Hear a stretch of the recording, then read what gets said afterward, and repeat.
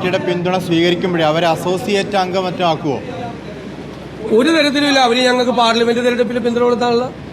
Parliament തെരഞ്ഞെടുപ്പിൽ അവർ 20 സീറ്റിൽ കോൺഗ്രസിന് പിന്തുണ കൊടുത്താണ്. അവരെ UDF-ന്റെ അസോസിയേറ്റ് ഘടകകക്ഷി. അതൊക്കെ വെറുതെ കള്ളക്കഥകളാണ്. അങ്ങനെയില്ല. അവരും ആവശ്യപ്പെട്ടിട്ടില്ല, ഞങ്ങൾ അവരുടെ ചർച്ച നടത്തില്ല ആ കാര്യത്തെ പറ്റി. അത് പച്ചക്കള്ളാണ്. നിരുപാധികമായ പിന്തുണയാണ്. ഞങ്ങൾ അതിനു വേണ്ടിയിട്ട് അവർ ഒരു കാര്യം ഞങ്ങളോട് ആവശ്യപ്പെട്ടിട്ടില്ല.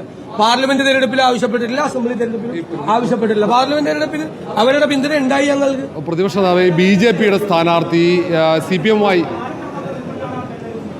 അല്ല, അവര് ദേശീയ തലത്തിൽ ഒരു നിലപാടെടുത്തു. കാരണം കോൺഗ്രസ് ദുർബലമാകരുത്, വർഗീയതയ്ക്കെതിരായിട്ടുള്ള പോരാട്ടം നടത്തുന്നത് കോൺഗ്രസാണ്. അതുകൊണ്ട് കോൺഗ്രസ് ദുർബലമാകരുത്, കോൺഗ്രസ് ശക്തിപ്പെടുത്തണം. സംസ്ഥാന സർക്കാരിനെതിരായിട്ടും അവർക്ക് പറയാൻ അവരുടേതായ കാര്യങ്ങളുണ്ട്. അവര് ഞങ്ങളെ പാർലമെന്റ് തെരഞ്ഞെടുപ്പിൽ ഞങ്ങൾ പിന്തുണച്ചു. CPM കഴിഞ്ഞ 3 പതിറ്റാണ്ട് കാലമായി അവരുടെ പിന്തുണ നേടി മത്സരിക്കുന്ന ആളുകൾ അവർ ഞങ്ങളെ പിന്തുണച്ചപ്പോൾ അവരെങ്ങനെ വർഗീയതയാവുന്നു? അല്ലെ എന്ത് ചോദ്യം? ജമാഅത്തെ ഇസ്ലാമി ഒരു മതരാഷ്ട്രവാദമുള്ള സംഘടനയാണല്ലോ. അല്ലല്ലോ, ഞങ്ങൾ പറഞ്ഞിട്ടില്ലല്ലോ അവർ വർഗീയ ശക്തികളാണെന്ന്. അവർ CPM-നെ പിന്തുണയ്ക്കുന്ന സമയത്ത് ഞങ്ങൾ പറഞ്ഞിട്ടുണ്ടോ അവർ വർഗീയ ശക്തികളാണെന്ന്? ഞങ്ങൾ പറഞ്ഞിട്ടുണ്ടോ? ഇസ്ലാമിയുടെ അടിസ്ഥാന ആശയം ഒരു മതരാഷ്ട്രവാദമാണല്ലോ അവരുടെ അടിസ്ഥാന ആശയം എന്ന് പറയുന്നത് തന്നെ. അല്ലല്ല, അത് CPM-ന് പിന്തുണ കൊടുത്തപ്പോൾ അത് ഉണ്ടായിരിക്കാം. അവര് ആ വാദമൊന്നും UDF-ന് അങ്ങനെ ഒരു മതരാഷ്ട്രവാദം അവരിപ്പോ ഉന്നയിക്കുന്നില്ല. അവർ ഒരുപാട് മാറ്റങ്ങൾ അവരുടെ സമീപനത്തിൽ വരുത്തിയിട്ടുണ്ട്. പൊളിറ്റിക്കലായിട്ടാണ് പിന്തുണ കൊടുത്തിരിക്കുന്നത്. കോൺഗ്രസിനാണ്, UDF-നാണ് അവർ പിന്തുണ കൊടുത്തിരിക്കുന്നത് കേരളത്തിൽ.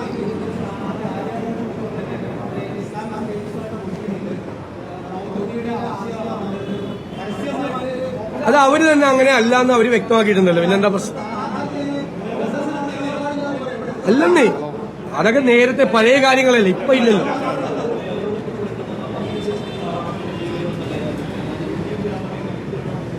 അല്ല, അതിപ്പോ UDF-ന് പിന്തുണ കൊടുത്തപ്പോ നിങ്ങൾക്കുള്ള പ്രശ്നമല്ലേ? LDF-ന് പിന്തുണ കൊടുത്തപ്പോ നിങ്ങൾ ആരും ഈ പിണറായി വിജയനോടൊരു ചോദ്യം ചോദിച്ചിട്ടില്ലല്ലോ. എന്താ അദ്ദേഹം പറഞ്ഞത്? അവര് വ്യക്തമായ രാഷ്ട്രീയ നിലപാടുള്ള സംഘടനയാണ് ജമാഅത്ത് ഇസ്ലാമി എന്ന് പിണറായി വിജയൻ പറഞ്ഞപ്പോ നിങ്ങൾക്ക് ആർക്കും ഒരു കുഴപ്പമില്ലായിരുന്നു. അല്ലല്ല, അങ്ങനെയല്ലല്ലോ പറഞ്ഞത്. അങ്ങനെയല്ലല്ലോ. അവര് പാർലമെന്റ് തെരഞ്ഞെടുപ്പിൽ ഞങ്ങൾക്ക് പിന്തുണ തന്നല്ലോ. അപ്പൊ നിങ്ങളാരും പറഞ്ഞില്ലല്ലോ. നിങ്ങളാരും ഒന്നും പറഞ്ഞില്ലല്ലോ. അപ്പൊ വിരുദ്ധ നിലപാട് സ്വീകരിക്കുന്നതുകൊണ്ടാണോ വെൽഫെയർ? ഞങ്ങൾക്ക് അവര് നിരുപാധികമായ പിന്തുണ നൽകിയിട്ടുണ്ട്. ആ പിന്തുണ ഞങ്ങൾ സ്വീകരിക്കും.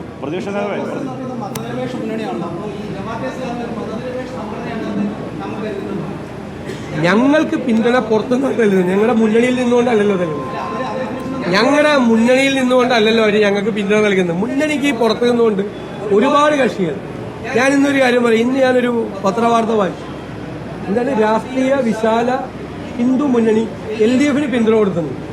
നിങ്ങൾ ആ പിണറായി വിജയൻ വരുമ്പോൾ ഒന്ന് ചോദിക്കുക, അതെന്താണ് വിശാല ഹിന്ദു മുന്നണി LDF-ന് പിന്തുണ കൊടുത്തത്? ഇന്നത്തെ പത്രത്തിൽ ഹിന്ദു മഹാസഭ ആർക്കാ പിന്തുണ കൊടുത്തേക്കണേ? അത് നിങ്ങൾ ആരും ചോദിക്കണല്ലോ. നിങ്ങൾ പിണറായി വിജയനോട് ചോദ്യം ചോദിക്കാറില്ലല്ലോ. അങ്ങനെ ഒരു പ്രതിപക്ഷ നേതാവ് തന്നെ ഈ പദവിയിൽ വന്നപ്പോൾ പലതവണ ആദ്യ വാർത്താ സമ്മേളനം കൊച്ചിയിൽ നടത്തിയപ്പോഴും രണ്ടാമത് തുടർച്ചയായി ഒരു തരത്തിലും വർഗീയ ചിഹ്നം തിരങ്ങില്ല എന്നും മതേതര നിലപാട് ഉറച്ചു നിൽക്കുക എന്ന് പറഞ്ഞു. നിലമ്പൂരിൽ വന്നപ്പോ പ്രതിപക്ഷ നേതാവ് മതേതര നിലപാടിൽ നിങ്ങൾ കൈരളിയുടെ ലേഖനം ഈ കൃത്യമായ രാഷ്ട്രീയ നിലപാടുള്ള പ്രസ്ഥാനമാണ് വെൽഫെയർ പാർട്ടി എന്ന് പറഞ്ഞത് നിങ്ങളുടെ മുഖ്യമന്ത്രിയാണ് പറഞ്ഞത്. വ്യക്തമായ അല്ല, ഞാൻ പറഞ്ഞ കേൾക്ക്, വ്യക്തമായ രാഷ്ട്രീയ നിലപാടുള്ള ആളാണ്. ഇപ്പം നിങ്ങൾക്ക് പിന്തുണ തരാതായപ്പോ അവര് വർഗീയവാദി, അതുവരെ മതേതരവാദി. ഞാൻ പറഞ്ഞല്ലോ 6 തെരഞ്ഞെടുപ്പിൽ ഞാൻ മത്സരിച്ചപ്പോ LDF-നായിരുന്നു അവരുടെ പിന്തുണ. LDF-ന് ഞാൻ ഒരു കുഴപ്പവും പറഞ്ഞിട്ടില്ല. കാരണം LDF-ന് പുറത്തു നിൽക്കുന്ന ഒരു പ്രസ്ഥാനം LDF-ന് പിന്തുണ കൊടുക്കുന്നു. അവർക്ക് LDF-നോടായിരുന്നു ആഭിമുഖ്യം. എത്രയോ സംഘടനകൾ ഇവിടെ വന്ന് പത്രസമ്മേളനം നടത്തി ഞങ്ങൾക്ക് പിന്തുണ തന്നിട്ടുണ്ട്.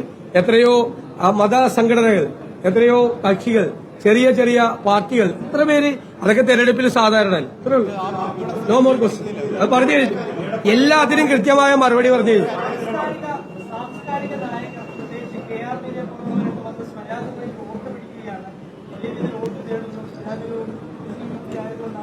അത് ഇടതുപക്ഷത്തെ ചില സാംസ്കാരിക പ്രമുഖരുണ്ട്. അവര് നാട്ടിൽ നടക്കുന്നതൊക്കെ കണ്ണടയ്ക്കും.